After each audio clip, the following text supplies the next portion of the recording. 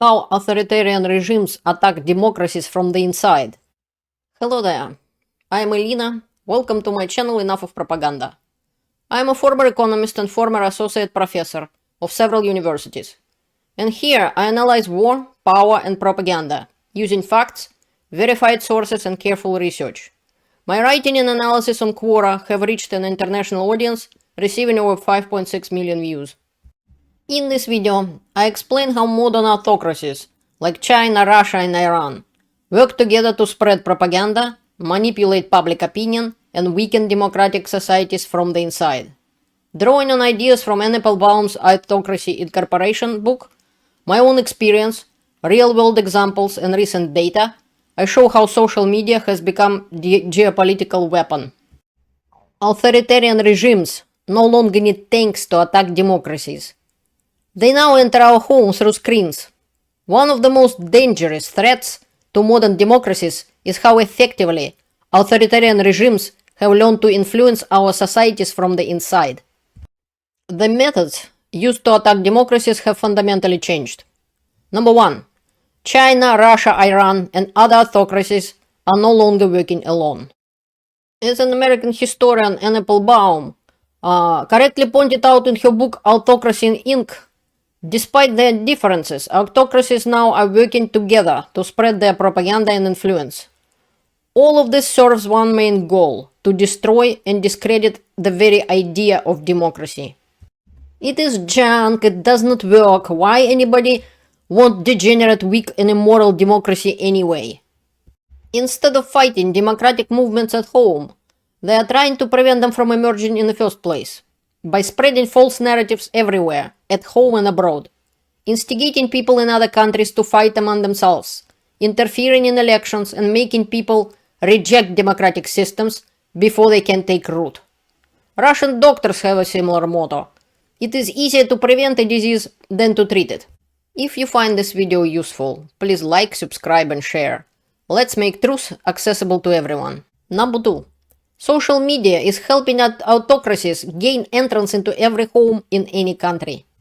The most active now is a cyber weapon TikTok. I have videos and posts on this, like this one, where I just showing you. Unlike many other social media platforms, TikTok has been used in the past as a weapon in the United States. On one occasion, TikTok urged followers to contact Congress, which has overwhelmed the congressional phone lines, interrupting the business of Congress. On another occasion, groups of Americans literally practically glued themselves to a military ship in an attempt to prevent it from leaving port.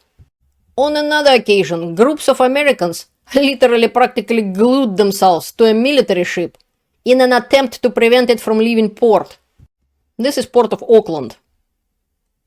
Yes, people are that stupid. If you want to see stupid Americans, here they are. They preventing a military ship from leaving port. Look at them. None of them know for sure that where this ship is even going. There is no any proof that it's going to Israel full of weapons to attack poor Gaza. They have no clue. And yet, they were manipulated. American citizens in America. They were manipulated to stop military ship from moving. Guess what will happen if America would decide to have a war with China? Let's say China attacked Taiwan, for example. And America will decide to go and fight.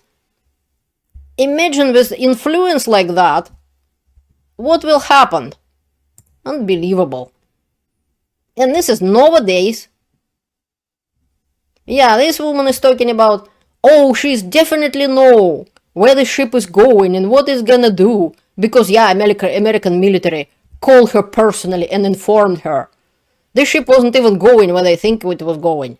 They prevented it from leaving for hours. For several hours, military ship couldn't leave the port of Tacoma. This is very effective and cheap way to fight war, without even putting yourself in danger, without doing anything. Because, as Ryan Macbeth practically explained in his videos very well, It is difficult to use nukes. It is scary because if you do, everybody knows where it came from, and you will get a response, and probably will be wiped out. This is cheap and easy. You just brainwashed few idiots, and they will block the military ship or gates to the military factory and will stop it from producing weapons, which you don't like to be produced or don't like to be delivered somewhere where you don't like. And exactly the same thing is happening all over the world, like even in Ukraine, which is fighting Russia right now and dying on the battlefield. Some Ukrainians get brainwashed by the FSB to attack military of Ukrainian military, to try to assassinate people and so on. It's a cheap and easy way to do stuff like that. And the result would be the same. Factory would stop working, ship wouldn't move, but you not putting yourself in danger and look, make a face, square face and say, oh no, that's not me, oh no. These people are protesting, they have rights to protest. While you carefully and skillfully manipulated them to do a stupid thing which is dangerous and bad for them and for their country. In the video, Ryan Macbeth literally showed how to organize the protest like that. The fact that in March 2023 there were over 150 million monthly active US TikTok users, a 50% increase, is telling. The American news channel CNN reaches about 53.2 million monthly households in October of 2023. So TikTok, the company that ultimately reporting to the Chinese government, has 3 times as many American viewers as CNN. And the USA allowed this to happen. This is why the actions of American President Trump, who is not only helping TikTok to keep brainwashing Americans, actively promoting Putin and other dictators across the world, and personally helping Putin and Xi Jinping to destroy the rule-based international order, are so dangerous. While Russia bans foreign media inside the country and imprisons anyone who dares to tell Russians the truth, and China bans TikTok at home, both regimes cynically use freedom of speech against us, a freedom they don't allow their own citizens. Democratic countries do have the real freedom of speech, but that doesn't mean freedom for destructive foreign propaganda on our soil. What do you think? Where should democratic societies draw this line? Please let me know in the comments. Thank you for watching, thank you for your support. Learn the truth and stay informed. See you later.